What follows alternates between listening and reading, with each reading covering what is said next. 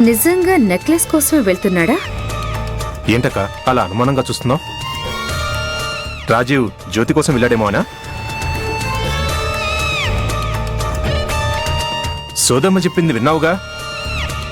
మాధవి గారు చెప్పినట్టు జ్యోతి గురించి ఆలోచించకు, వదిలేయ్. అవునా ఆంటీ, రాజీవ్ వెళ్ళింది జ్యోతి కోసం కాదు, నాకు నెక్లెస్ చేయించడానికే. అంటే జ్యోతిని రాజీవ్ మర్చిపోయినట్టే కదా.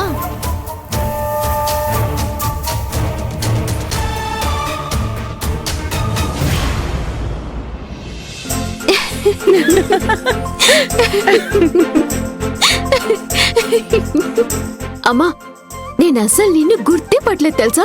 పోన్లే అమ్మా, ఇద్దరం కలిసి ఓ అడుగు ముందుకు వేశాం. ముఖ్యంగా దొరబాబుకి నేనే జ్యోతిని అని చెప్పాక నా మనసు చాలా తేలిక పడింది.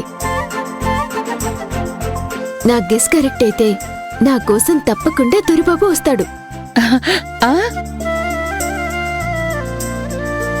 రాజీ వస్తే మీ ఇద్దరినీ ఏకాంతంగా ఉంచటం మంచిది. అమ్మ జ్యోతి, ఈ టెన్షన్స్ లో పడి కడుపు నిండా భోజనం చేసి చాలా రోజులయ్యింది. ఈరోజు ఆనందంతో మనసు నిండిపోయింది. వంట చేసే ఓపిక లేదు.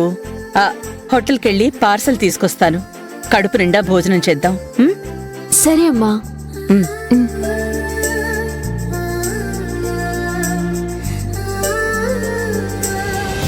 మల్లేశ్వరి, మల్లేశ్వరి,